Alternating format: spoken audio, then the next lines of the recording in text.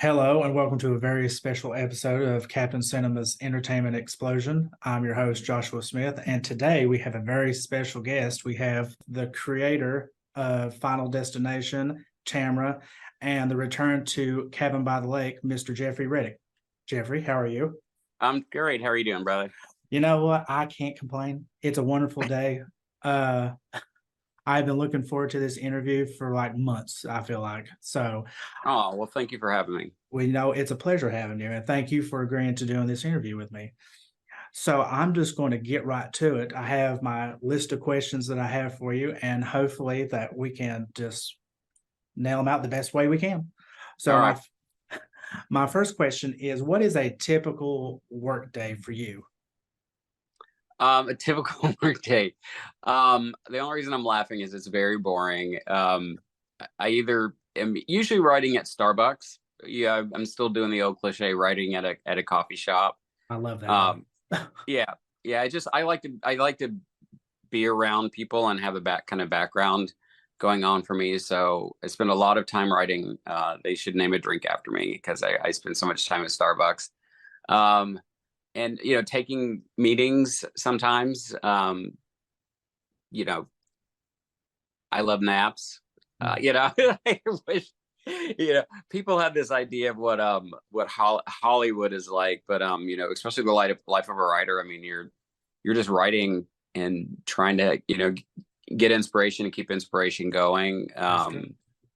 And so yeah, I'm writing, watching horror movies, or yeah, that's pretty much it. My day is pretty and playing with my cats. It's a very I'm from Kentucky. I'm from I grew up on a little farm, and back a couple of miles up a holler in Breathitt Huh. County, Kentucky, and so I'm a man of simple needs. Like, it doesn't take a lot to entertain me. So as long as I can watch my movies and you know write, like, I'm pretty happy. Well, I will say you kind of just perfectly introduced our next question, which is your educational background. So you went to, from my research that I have done, which we have shared this already, but everybody else doesn't know. You went to Breathitt County High School, and Yeah. I went to Belfry, and we were rivals. I found that out. Oh, wow. Did I did not not know know that. that. So, Well, if uh-oh. I'd have known that, I wouldn't have come on here. No, I'm kidding. That's what I'm saying. It's a good thing I can't stand sports because that would have Yeah. probably just been terrible. But No, I appreciate sports, but I was very much into English. And yeah, I went to Breathitt High School. Um, and you know, especially my English teachers, like, I had wonderful teachers in every subject, but my English teachers especially were so encouraging and so special to me because I was so interested in writing and, yeah, and reading. And my mom had always taught me about how getting an education was so important. So I had great, I still call them Miss Toller and Miss Murphy and Miss Bellamy were like my English teachers, and Miss Bellamy especially. Like, I remember that I talked her into like creating like a acting kind of course to go along with our English course where we could put yeah, on plays and stuff.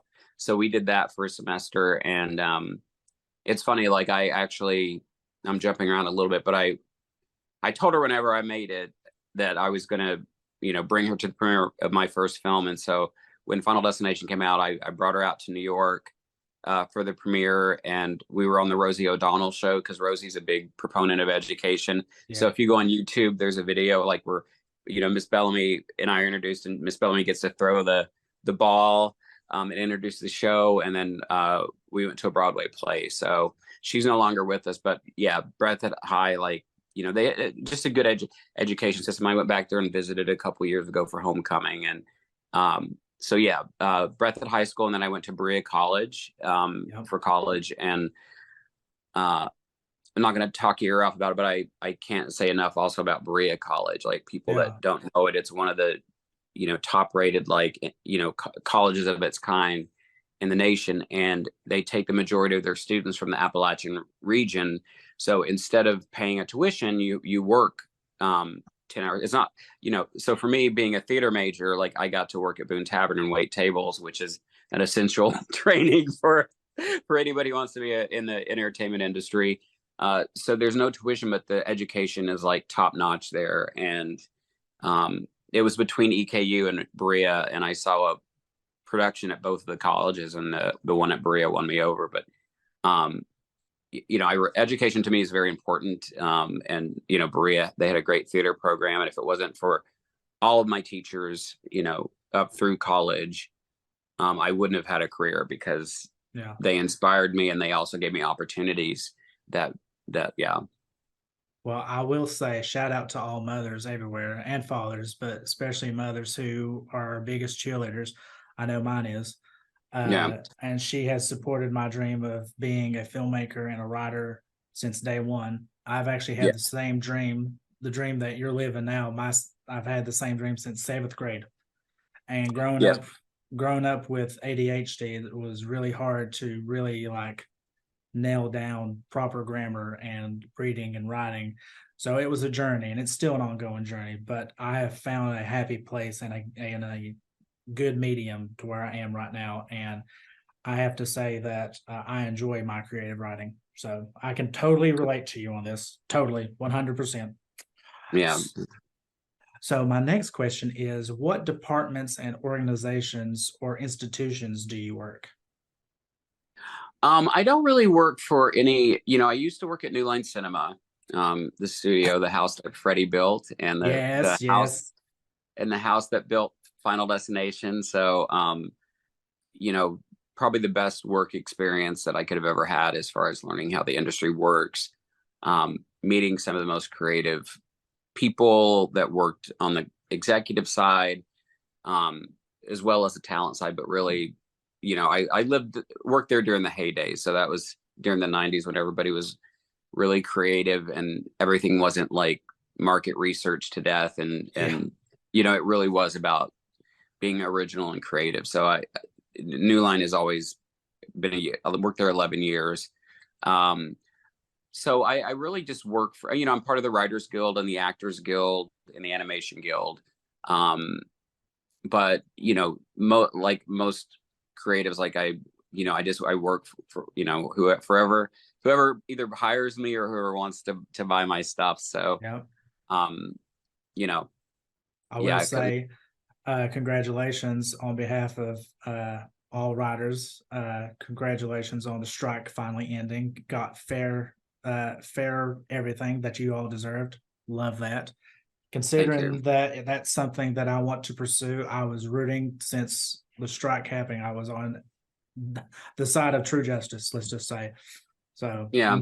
And I think it's important really quickly to point out, because a lot of people outside of Hollywood don't realize, like, the strike wasn't about Hollywood. It was honestly just to make sure that this business stayed sustainable for people like you, like up and coming writers, because yeah, everything's changed so much with streaming, and people don't realize, like, there are TV shows and movies that are being filmed in every state. Like Kentucky had like 28 productions, movies shoot there, and all of those productions hire local cast and crew, and rely on local businesses and labor.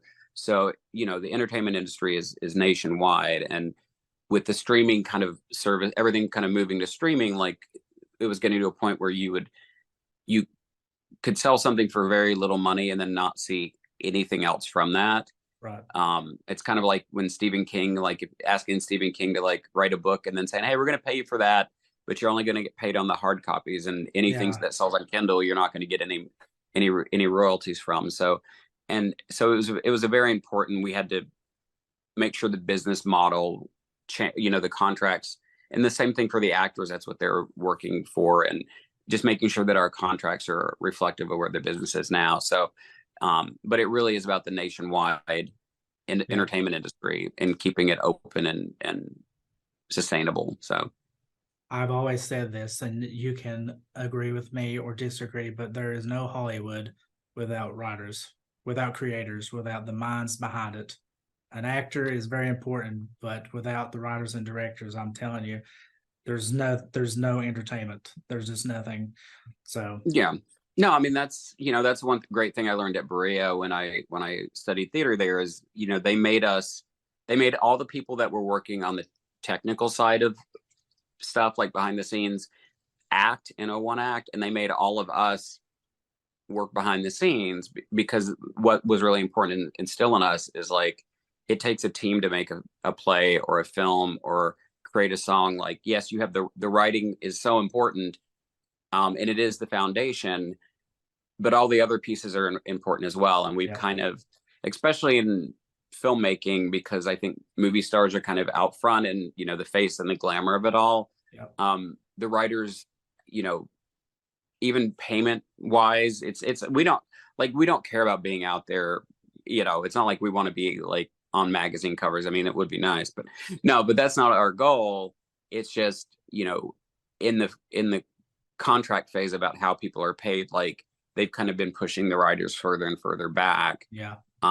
You know, and minimizing them because they're not the ones that are out there on the magazine covers. That's true. So it's like, hey, you know, none of this, like I love going on a set and seeing like hundreds of people like that are all working because of something that I put on paper. Like there's nothing that makes me happier. It's like, wow, all these people are, you know, getting to provide for their families, just and all because I put something on paper. And so it's, you know, we are the foundation, and then again everybody else, you know, is, so even everybody on the crew side is important. You know, it's a huge machine, and it's hard to get a movie made at all. So I will say I have a mentor at UPAC. Her name is Katrina Ruggless, and she was in my film last year, Hotel Muerte. And when she got to act out something I wrote, I couldn't have been more happy because she nailed it. Yeah. She nailed it, and everybody agreed that she nailed it. She was a queen for a reason. So that I can understand that completely. It's magical. What you guys do is magical, which is why I can't wait to come into that world too. I just want to create magic. So, but next question I have for you is what professional organizations are you currently or what you currently belong to? Yeah. Oh yeah, yeah. We covered that because I don't really. I'm in this writers union and the Screen Guild, but and yeah, I'm in some guilds, but yeah, like I'm pretty much, you know, freelance. I hate to say freelance because, you know, but whoever hires me, you know, I kind of work for them for a period of time.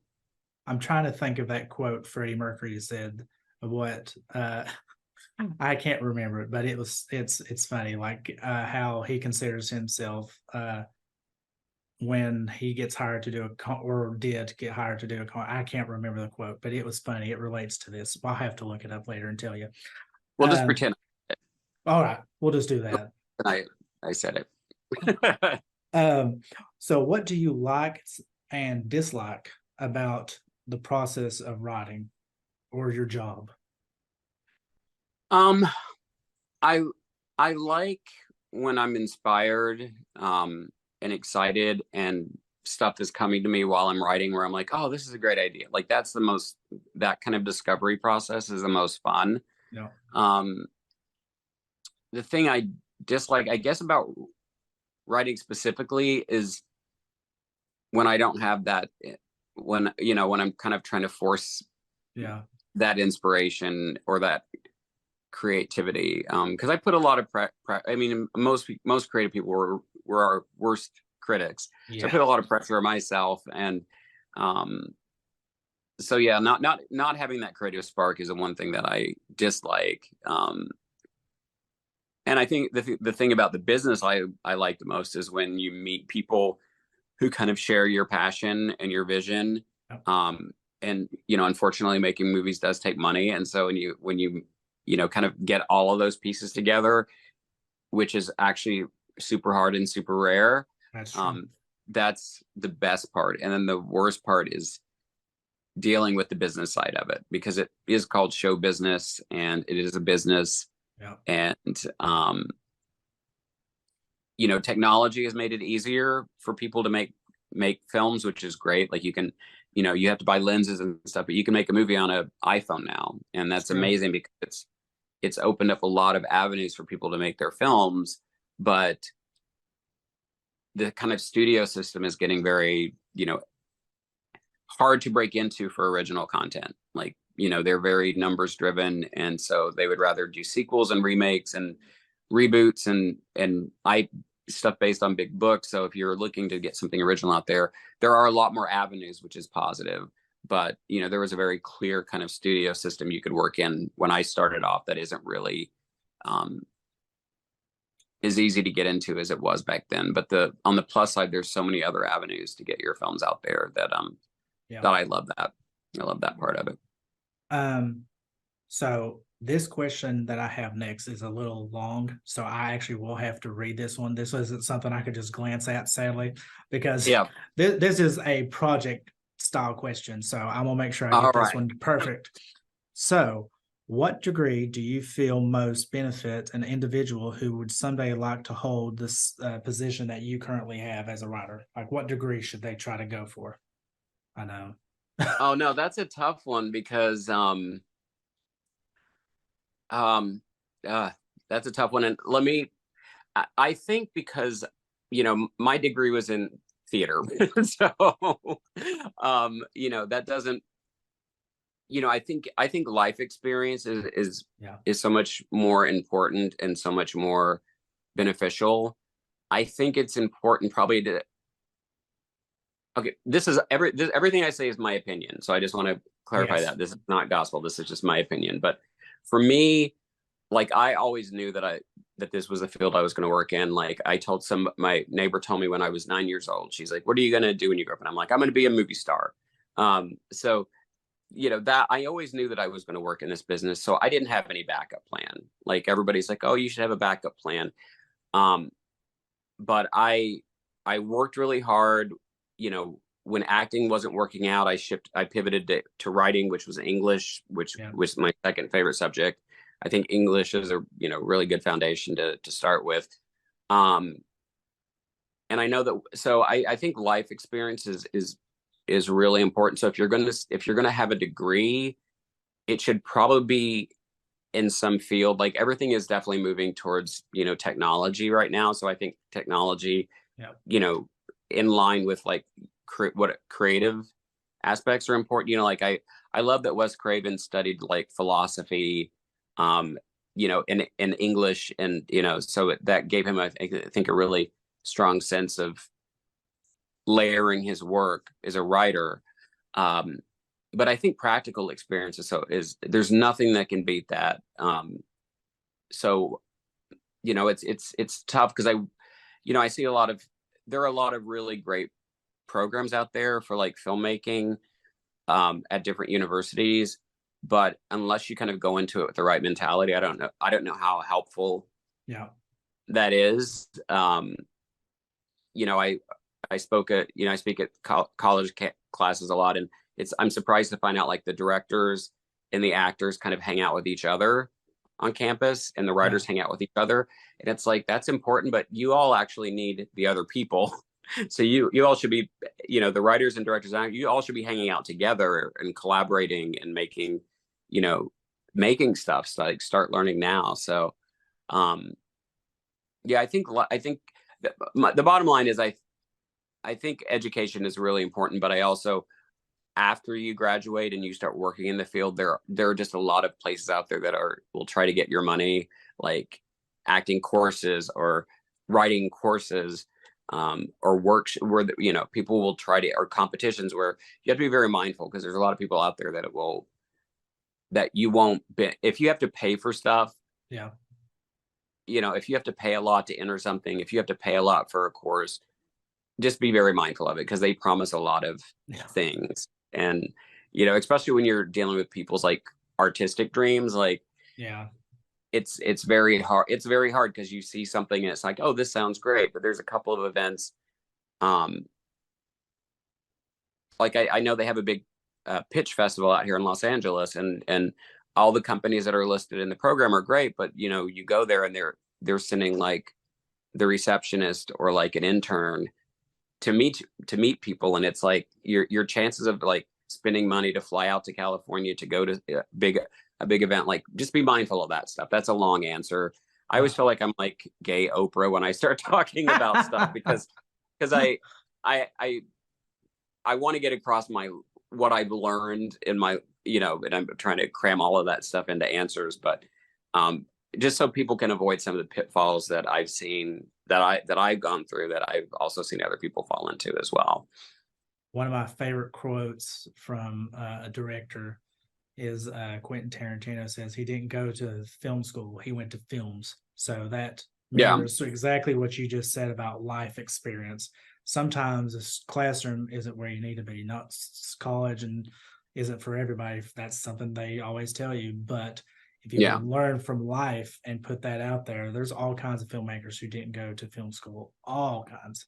yeah. That's and I didn't go to film school, and I learned by doing. And again, it takes time, and that's the biggest thing that I see is people, especially when we're young. Like it's the gift and the curse of being young is we're fearless when we're younger, but um we also aren't at a place where we want to grow. Like we think, okay, the first thing we write is the best script in the world. Like we just have that thing. It's like I'm the best director, I'm the best this, I'm the best that.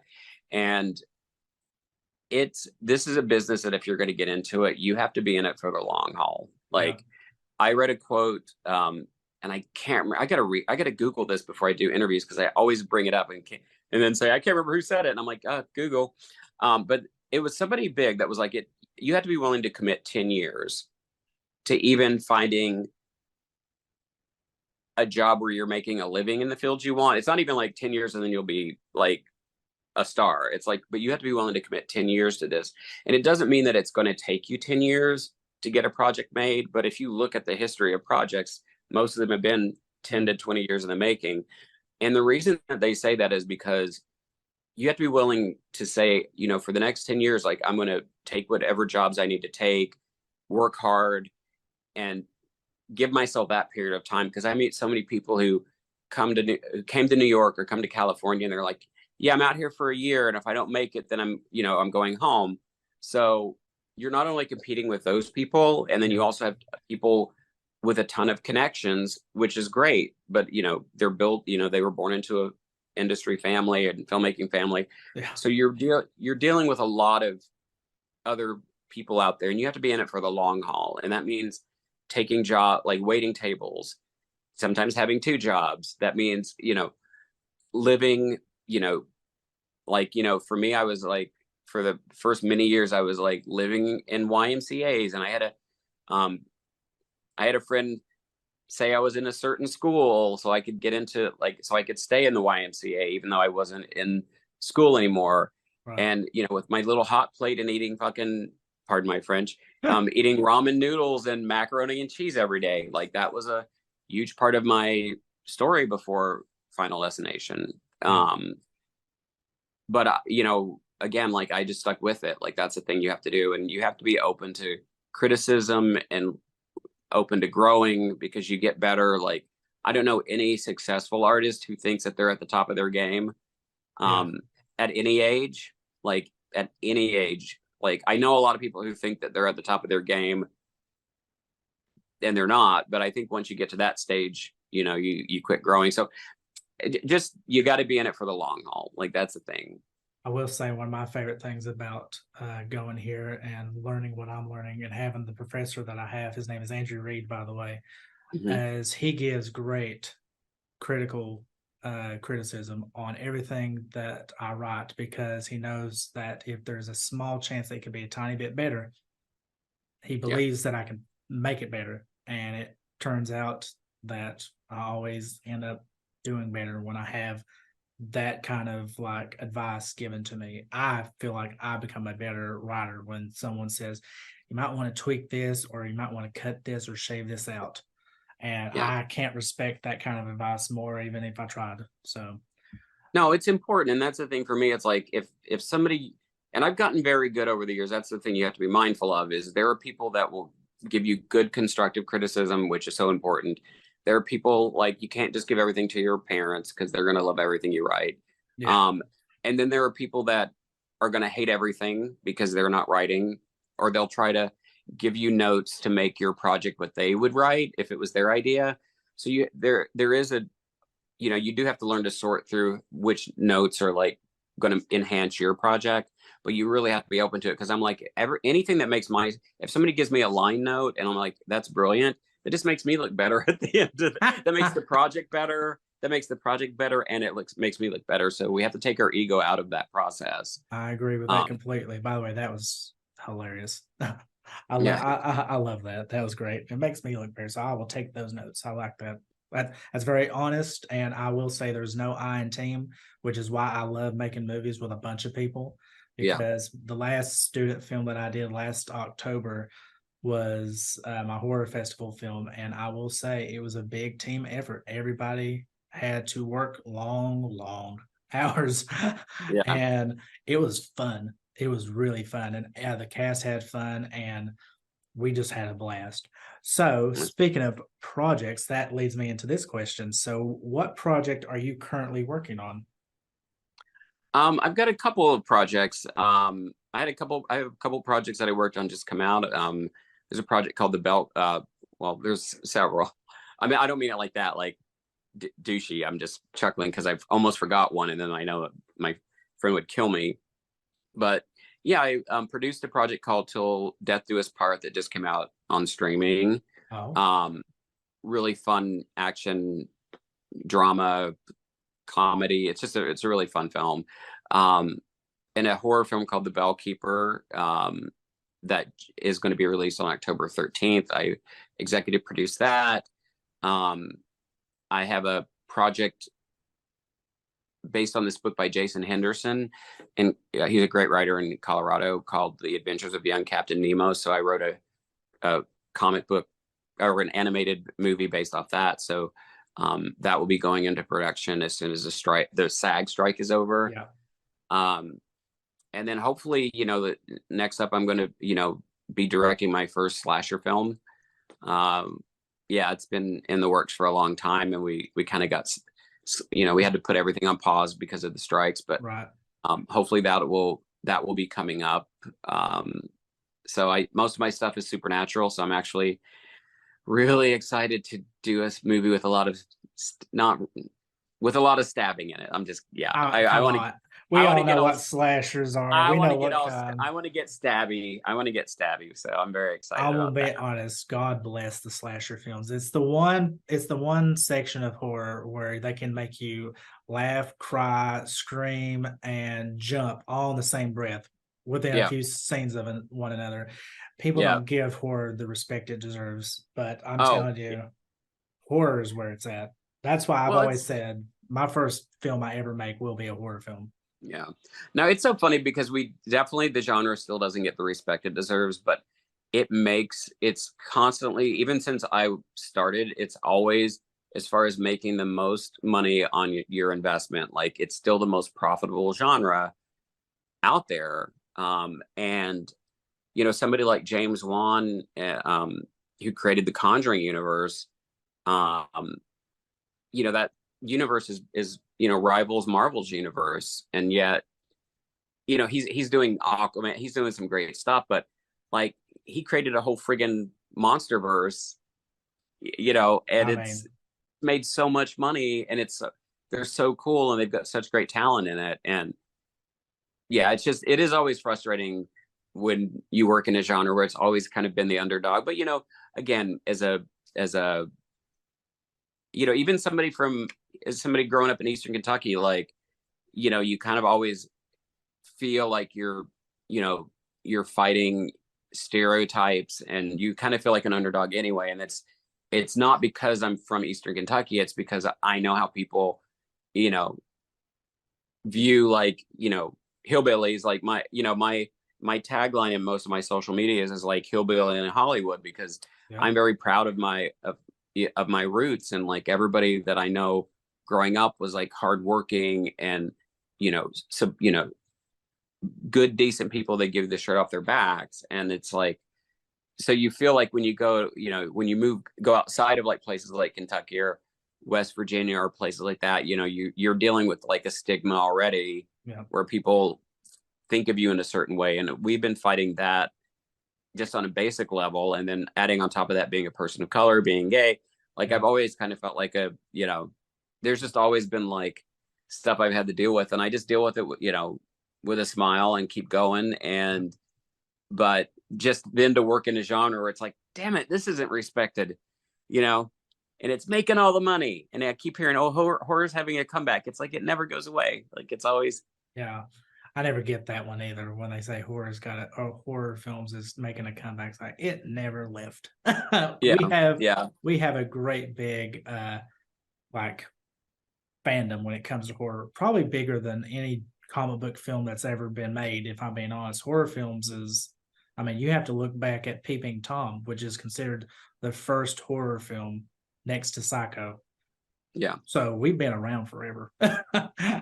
So Now the horror community is really such a like amazingly, you know, um supportive, like loving, fun. Like I'm surprised so many times when people meet me and they're like, oh, we were expecting somebody a lot creepier. And it's like, no, we're, most of the horror people that I know are like the nicest, funniest. yeah, they Like we really get all are. we get all of our shit out in our writing. Like we get all of our dark stuff out in our writing. So I'm like, it's like the romantic comedy writers. Those are people you have to watch out. And I'm kidding. That's Yeah. it. That's a bad joke I throw out every once in a while. But yeah, horror writers are not creepy. Like they are not the. Yeah, you meet them and you're like, oh my god, they're so nice and they're so sweet. And then the fans are just amazing. So I will say the funniest joke I ever saw on Family Guy one time was he says, and you'll never believe who writes those Stephen King stories. And it cuts to the very flamboyant person. He says, scary stuff, scary stuff, scary stuff. oh yeah, I remember that. That's so funny. Love that's my favorite thing Family Guy's ever done because I know that Stephen King got a great chuckle out of that. Yeah. So last but not least, well, next to last, I have one very important, like it's like biblical. That's how the last question is important. So Oh wow. yeah, it's biblical. But Let me. so I feel like I read something somewhere that there is another Final Destination movie coming. And I was wondering, completely optional, if you could say anything about that. Yeah, I can absolutely say a lot of vague stuff about that. um, yeah, no, there definitely is a sixth one coming out. Or it's got to be shot first, but it Yes. is, the strike, kind of impeded progress on that. I can say that John Watts, who's behind the Spider-Man, Tom Holland movies, came up with a story idea. Oh, Um, the writers of Scream are the new ones wrote the script. So we have like a powerhouse team behind that. So I couldn't be happier with the people behind it. And just don't believe a lot of stuff you read online. That's all I can say. There's a yeah. lot of there's just because there's a lot of like I know there was a period where it's like, oh, it's going to be on a cruise ship and it's going to be first responders, and it's not that. Yeah. It's a really cool story. It's expands a little. It expands on, as I think great writers do. It expands on what we have, so it's not just another set up an accident, knock Right. people off, but there's like one clue that that you get that will change things. Like, and I love the movies, and it's and I love the there's if it's not broke, you don't fix it. That's true. And I love how they've been able to add layers to each movie that make them different. But this one's gonna be a Final Destination, but it's gonna be a little different than what you're used to.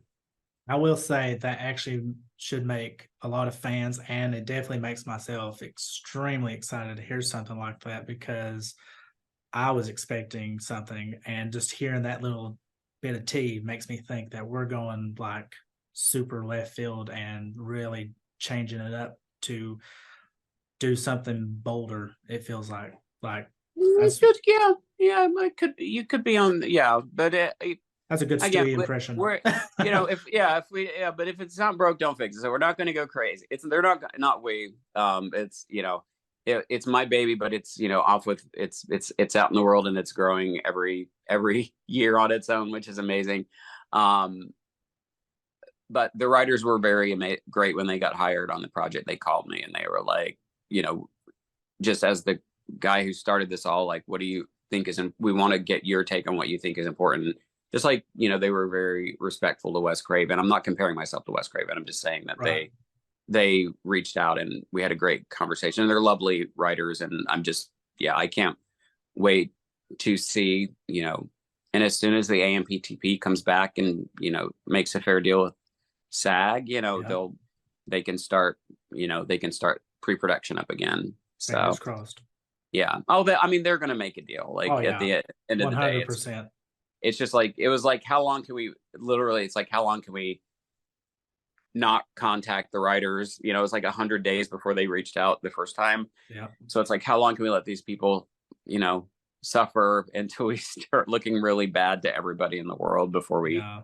try to make a fair deal? So I think I hated that too. Honest, my heart bled for everybody involved in that whole situation, all the and writers, and it's not even just the writers. It's also everybody that works yeah, in the ancillary fields, everybody who works, on crews, everybody who lives in cities where like they rely on productions to come through to keep their own yeah, production houses open. Like I know people that had to close their self-made businesses, and we understand, that's why, again, we were fighting to make sure that this industry stayed sustainable, because the way it was going, especially with the streaming, like if you're not going to pay writers and actors and teamsters enough where they can make a living at doing this anymore, then the business is going to fall apart. Like, you have to have your key element, your key creative people, like at least have to be able to make. It's not even asking for, like, the average wages for like a WJ writer are like 25,000 a year. It's like not a lot. Like we always focus on the top 1%, who are amazing and deserving to making a crap load of money, but that's not most of us. And also, I throw this out now that we're talking about money, is you also can't believe Google when you search for somebody's net worth on Google, because yeah. when I search for mine, it says 5 to 9. Sometimes it says 20 million. I'm like, I don't know where the hell they got that number from, but can I take this to the bank and get a loan? Because I will. Oh, I love that so much. Okay, so the biblical question, the one that beats all the Oh, I thought questions. that one was the biblical. Okay. No, Oh, that one was just me being a fan. No, the biblical oh, one is this one right here. So before I introduce that lovely question, I pulled out some archives and I found some oh, lovely things. And these are actually the original DVDs when they first came yeah. out. You cannot buy those anymore. I think, and I'm so mad at myself because when I go to conventions, I sign them, but my convention manager, I need to call him because I think we sold the last one at the Colorado Wow. Horror Film Festival, and I think I signed the last one that I had here for a friend of mine who was in town. So I don't even think and I think we sold the last one that my convention manager has. I think we sold that last one in Colorado. So I don't have any more fun destinations. So Yeah, I have to say, oh, by the way, my mother would love me telling you this, so I have to. I don't know if this was a writer's room or if this was a you thing, but in the sequel, no one can pass a log truck, just so you know. You oh pat yeah, that was me. And the only reason I get to proudly take credit of that is because I also get to then proudly mention Kentucky again, because we had the original opening scene was a hotel fire. Kids were going to spring break, but there was a fire at the hotel that they were in, and they ended up using that in a comic book. But the producer, Craig Perry, who I adore, he's like, the caretaker and godfather of this baby, was just like, no, that's just, we need something else. And so I was driving home to visit, my family, and I got behind a log truck and I pulled off into the next lane, and then it hit me. And then I pulled off the highway and I called him and I was like, what about a log truck on a highway? He's like, that's it. And that. so, That is it. so yeah, so I'm so I'm so proud of that scene, but again, it's not just me, it's in the execution of it. And David Yeah. Ellis, who directed that film, he's no longer with us either, just sadly, but he was a stuntman. He had a stunt background, so it was kind of like, I came up with the scene, and the scene is in the script. Eric Bress and J. Mackie Gruber, who are some great writers that wrote the actual full screenplay. I just wrote the story for the sequel, Right. but they just had a little, because they knew David Ellis was directing it, so they just put a couple of lines in there like, mayhem ensues. Chain breaks, mayhem ensues, because they knew that David, as a stunt coordinator, could just make that scene sing in a way that somebody who didn't have that background would have a completely different vision of that scene. So he just directed it so well. Like, it's one of my favorite openings in a horror film. Like, I would be at least cocky enough to say it's in the top 10 openings Yeah, of it should horror films. I would that's the only time you'll hear me being a little cocky. I think that scene is, and it's just, again, the way that it's done, the acting, the way that it's shot, it's Yeah. just such a beautiful opening. It's a chef's kiss. I'll be honest. My mother cannot get behind a log truck ever, ever. She will speed. She will risk that ticket in order to pass a log truck. So thank you. Well, you know what? I do honestly, I think I have saved lives, probably. That's how I look at it, instead of traumatizing people. When people say, you traumatized me, I'm like, or maybe I saved your life. Yep. So I think maybe I should get a humanitarian award for that. I think you should, honestly. That's my spin on it. Instead of traumatizing people Yep. or scarring them, I like to think I've saved lives. I personally have said this, that if anybody ever says while I'm on an airplane, everybody should get off now, I'm getting off that damn airplane then and there. There's no way around it. I'm not sticking around to find out why.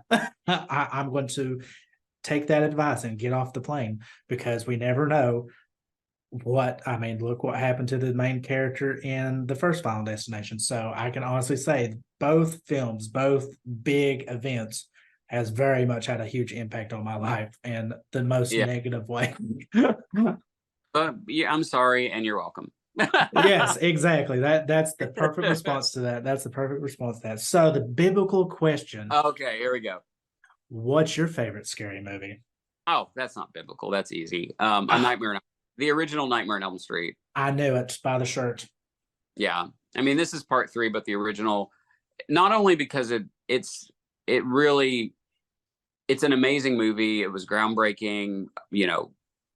There are books and documentaries on how important it was, as far as like creating kind of this new fantasy horror. Yeah. Not really creating it, I guess. Certainly Phantasm was in fantasy horror, but really bringing like such an iconic villain to the world.